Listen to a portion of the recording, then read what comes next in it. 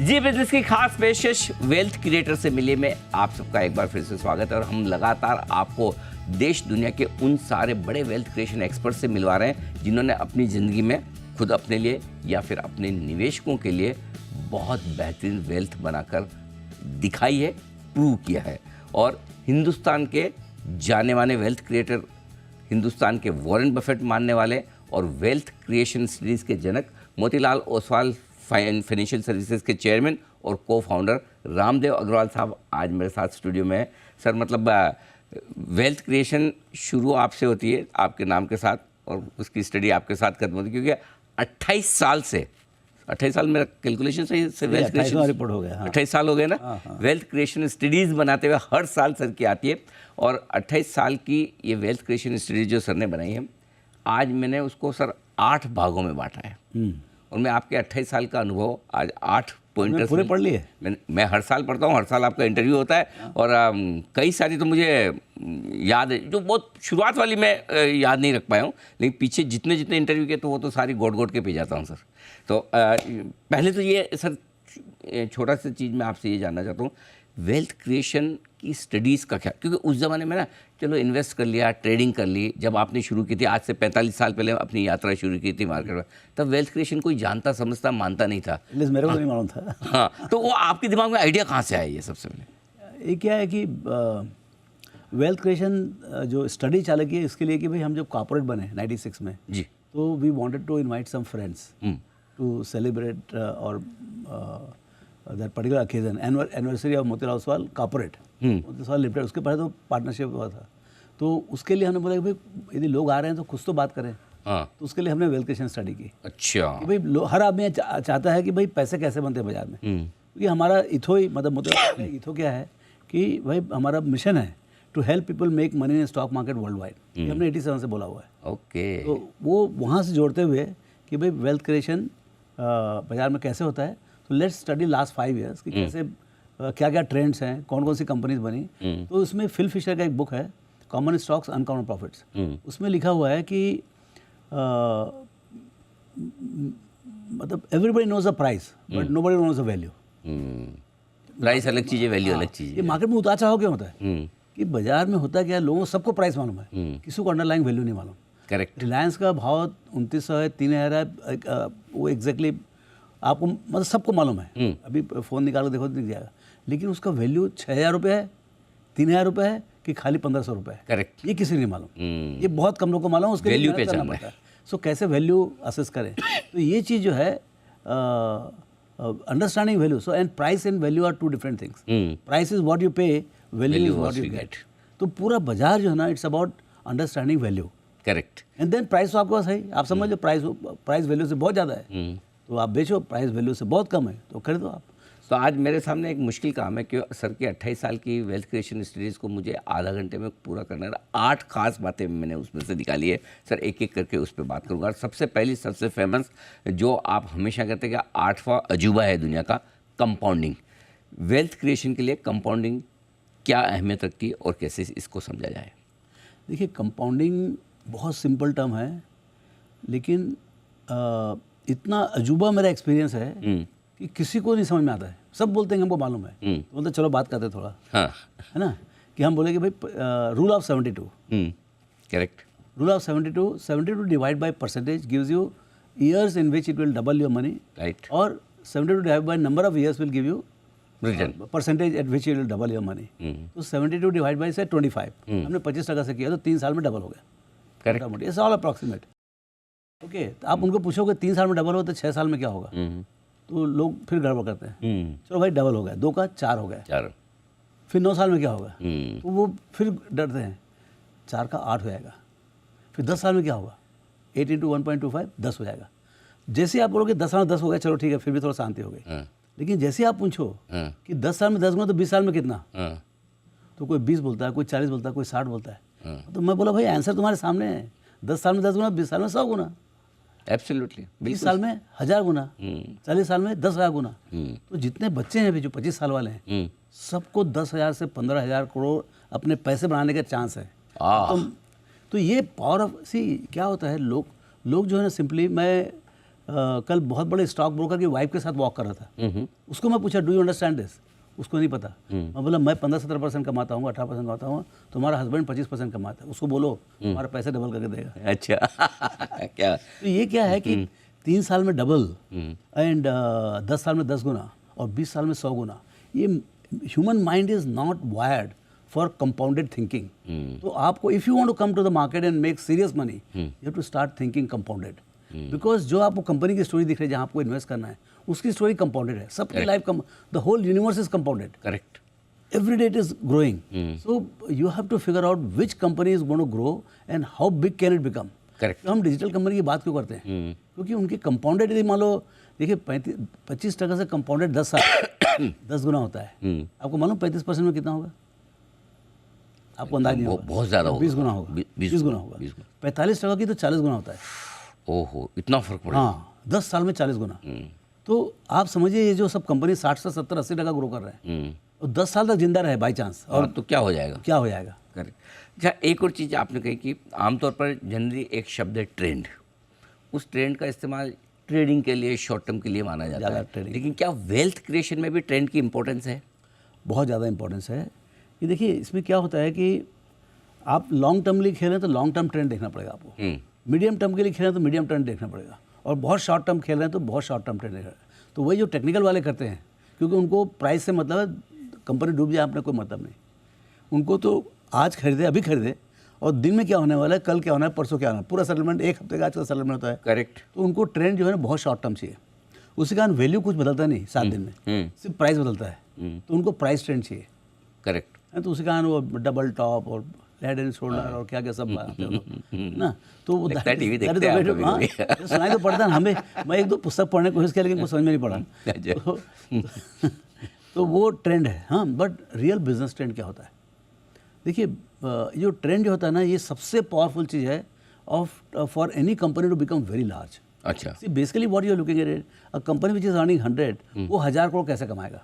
अच्छा, वो आप वो ट्रेंड बोल रहे हो? वो हम बिजनेस ट्रेंड की बात, शेयर के भाव का ट्रेंड नहीं, मार्केट का ट्रेंड नहीं, वो तो बिजनेस को फॉलो करेगा शेयर। तो वो ट्रेंड आपको समझना पड़ेगा। जैसे आईटी में अभी ट्रेंड नहीं है, या फीका ट्रेंड 3-4-5% ग्रो हो रहा है।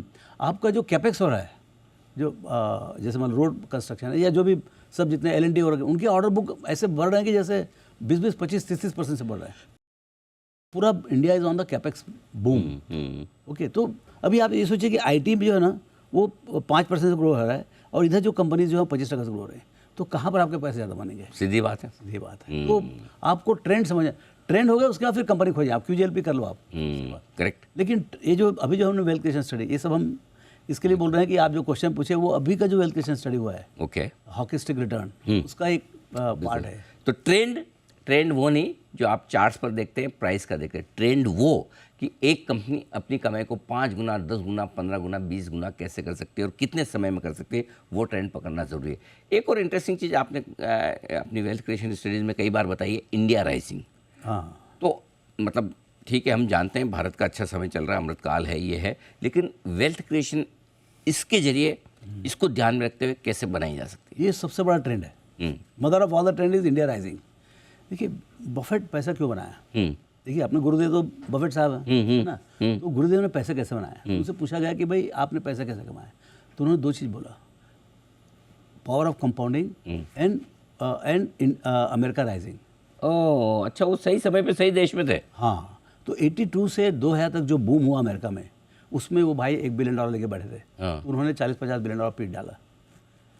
ओके, तो ये क्या है कि इंडिया राइजिंग मतलब you are the blessed guy if you are investing in India and you are an Indian, तो आपको सब कुछ मतलब ज़्यादा पता होता है और आपको समझ में भी आएगा। करेक्ट ना, तो जो इंडिया राइजिंग है, जब इंडिया राइजिंग करता है तो उसमें कई बिजनेसेस जो होते हैं, सी GDP डजन राइज और India doesn't rise without underlying businesses rising. अच्छा, उससे फिर डेमोग्राफिक्स देखो, फिर उसके बाद 1000 चीज़ आता है। मतलब जैसे अभी अब रियल इस्टेट चला, क्योंकि बाजार में तेजी है तो रियल इस्टेट में तेजी है। रियल इस्टेट में तेजी तो हो सकता है कि जितने भी उनके कंपोनेंट्स हैं, पेंट्स है, सीमेंट है, स्टील है, लैमिनेट्स है, सब चलेगा। तो वो आपको समझना पड़ेगा कि इंडिया राइजिंग का impact on the businesses, how they are going to build up. So आपके सी अल्टीमेटली आपके 80-90% of the allocation will be India centric businesses. एक IT भारत सबसे बड़ा है जो आउट ऑफ इंडिया सेंट्रिक है। Correct. But other than that everything is सारे India से रिलेटेड। तो आप ये देखिए कि जब तक इंडिया राइजिंग नहीं होगा तब तक, और जितना जोर से इंडिया राइजिंग हुआ, अच्छा इंडिया राइजिंग में खास बात क्या है, 2007 में हम 1 ट्रिलियन के थे। Now you have to combine various concepts with the power of compounding अब फॉर इंडिया। सो 70 साल लगा, 60 साल लगा 1 ट्रिलियन होने का।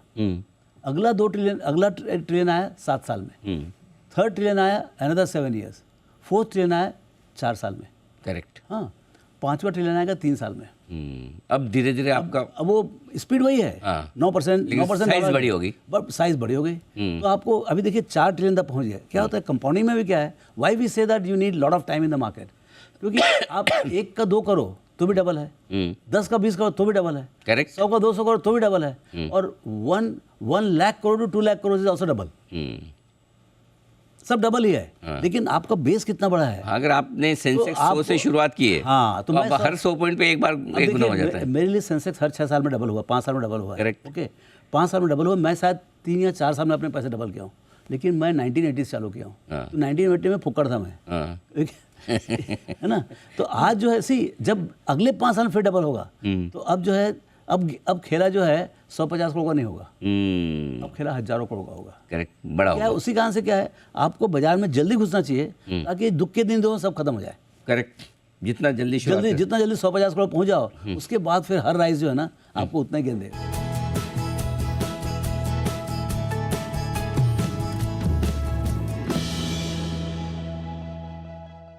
वेल्थ बनाने का एकमात्र तरीका इक्विटी है। हाँ, इक्विटी ही है, और कोई तरीका नहीं। हाँ।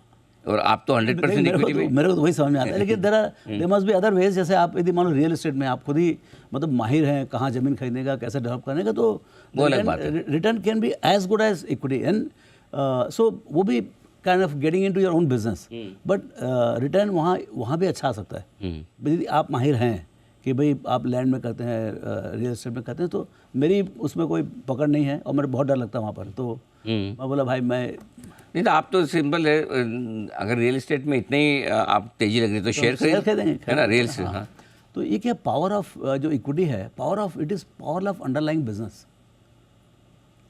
पावर ऑफ इक्विटी बोल के ऐसा खाली पेपर के से मतलब नहीं है कि आप रिलायंस बोलते हो, रिलायंस का अंडरलाइंग पावर क्या है बिजनेस का। यदि वो बिजनेस अच्छा नहीं करेगा तो कंपनी अच्छी नहीं करेगी, कंपनी अच्छी नहीं करेगी तो शेयर प्राइस भी अच्छा नहीं करेगा, सब इंटररिलेटेड है। सो व्हेन वी से power of equity, so power of equity में सब काटने के बाद इक्विटी शेयर होल्डर को पैसा मिलता है। करेक्ट। और वो जो बिज़नेस कर रहे हैं, कोई भी कंपनी जो बिज़नेस कर रहा है, वो जो हम ट्रेंड की बात किए, तो कहाँ पर पावरफुल ट्रेंड है अगले 25 साल तक। क्योंकि इंडिया जो है, देखिए अगले 8 साल में India will go from 4 to 8, और उसके अगले 8 साल में 8 to 16, और उसके 8 में 16 से 32। तो अभी समझ लीजिए एक तो करें पहले। तो ये 4 से 8 की जर्नी है। इसमें कौन कौन से बिजनेस, कौन कौन सी कंपनी लंबा काम करने वाली है।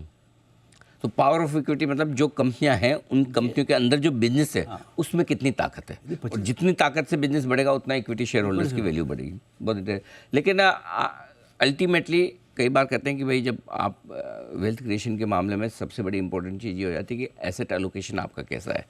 मतलब आमतौर पर जो मैंने लोगों को देखा है, इक्विटी में होगा 2% और टेंशन 100% है ना।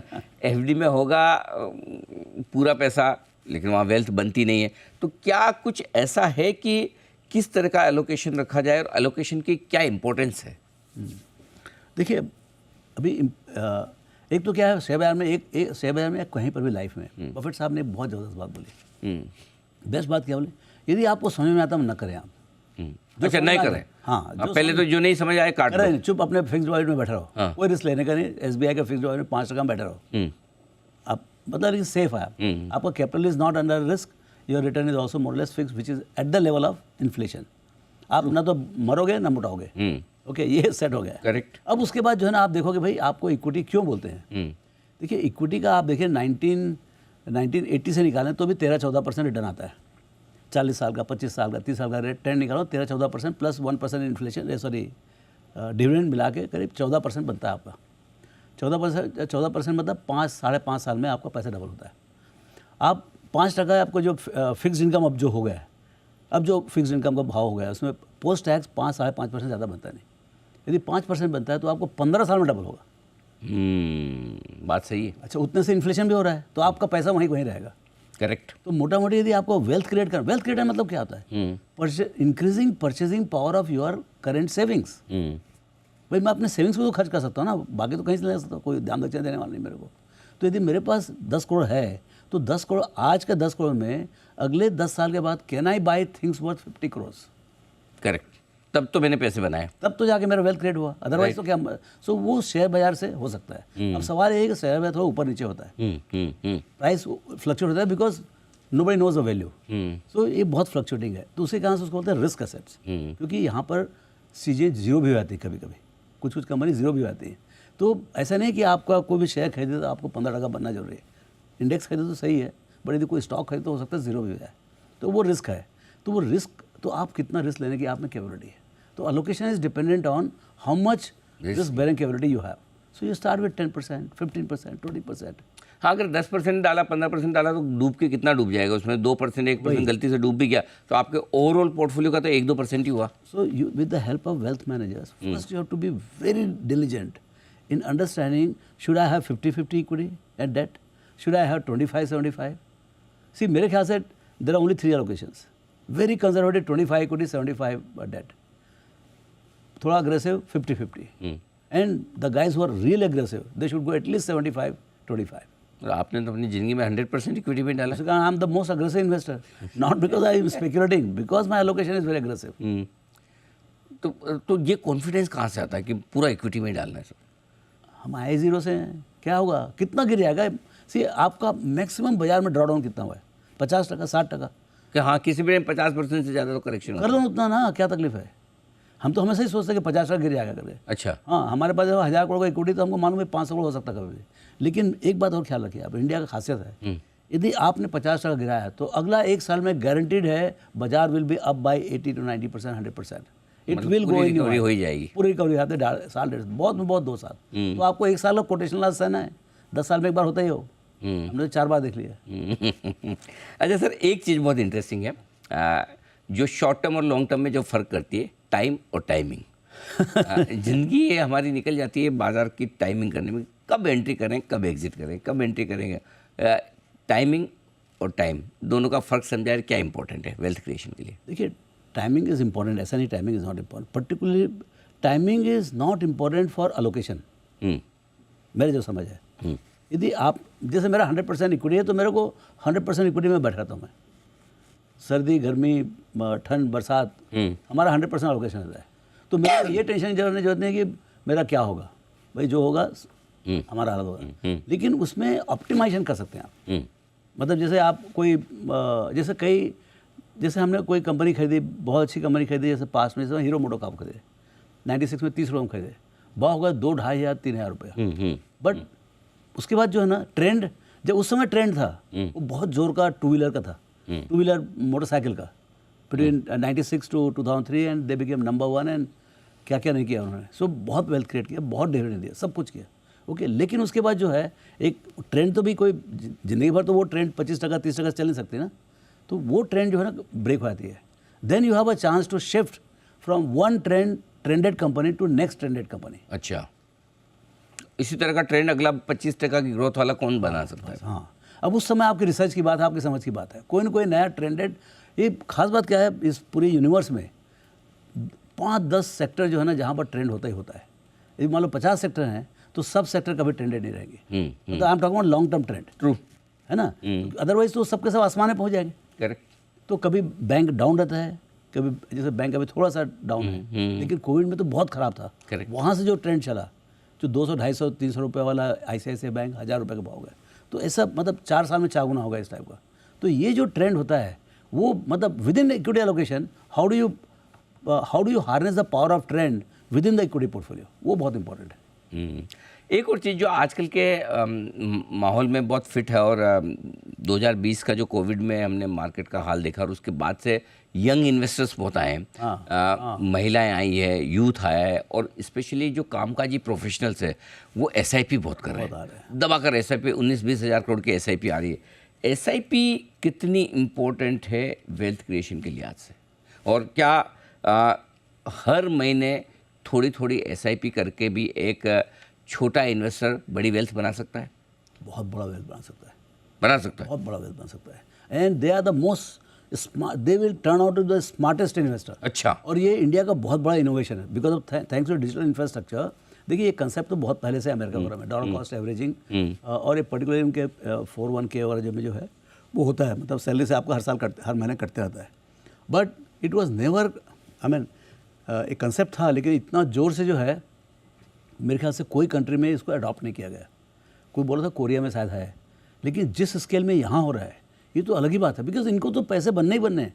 देखिए आपको सिर्फ डर किस बात का है, एक तो डाइवर्सिफाइड है, so they are doing SIP in one product और अदर और index, so they are diversified portfolio, so पूरा डूबने का चांस ही नहीं है, 10-20% ऊपर नीचे होगा।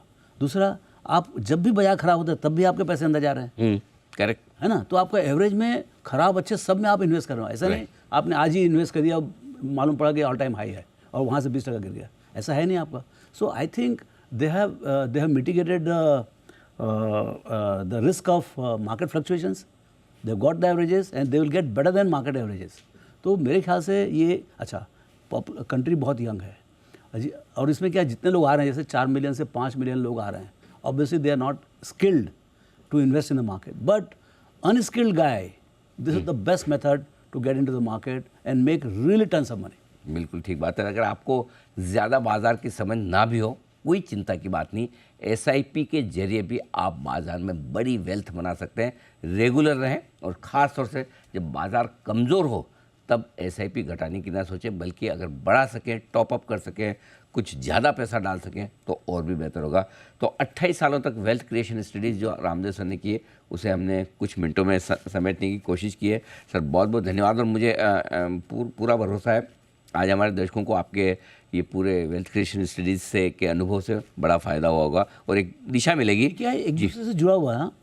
आपने जो अलग अलग बात सारे पूछी, पॉइंट्स सब एक दूसरे से जुड़ा, कंपाउंडिंग से सब कुछ जुड़ा हुआ है। टाइम इन द मार्केट, यदि टाइम लंबा नहीं होगा तो कंपाउंडिंग क्या करोगे आप? करेक्ट।